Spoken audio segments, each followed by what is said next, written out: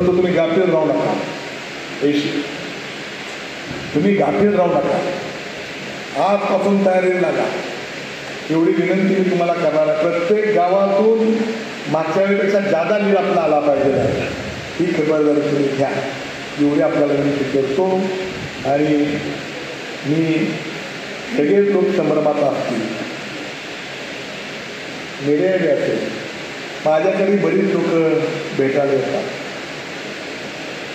म्हणून मी आजच सांगतो की आपल्या विचाराचा, बाबुरावांच्या विचारांना प्रामाणिकपणे काम करणारा उमेदवार हा यशवंत मानेच आहे. त्यामुळे आपला उद्याचा उमेदवार हा यशवंत मानेच असतील याची सुविधाच बांधून आपण सगळ्यांनी काम करायचं आहे.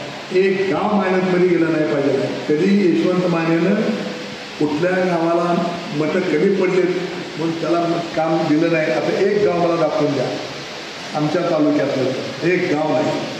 मी त्यांनी सांगितले बरोबर आहे, कारण त्यांनी अंगरपेक्षा बाकीच्या गावाला जास्त निधी देण्याचं काम केलं. कारण पूर्वी मी आमदार असल्यामुळे थोडं आमच्याकडचं कामं झालीच होती. त्यामुळं तरी आजपासून तुम्ही ते कामाला लागावं एवढी मी विनंती करतो. 22,000 गेले होते, एवढा 43,000 मतदान दिलं तर त्यांच्या कामाची उतराई झाली. आता मी समजणार आहे, एवढं लक्षात ठेवा. पुन्हा एकदा आपण सगळेजण आला, सगळे जुनी माणसांनी नवी माणसांनी, त्यामुळे सगळ्यांनी आता तिथं आपला अल्पोपहार घ्यावा. अल्पोपहार म्हणजे जेवण आहे, भोजन आहे, कस्तुरी मालकांचं बी भोजन आहे आणि नानाबाई फाटे तुमचंही भोजन आहे. दोन्ही प्रकारचं भोजन या ठिकाणी घेतलंय.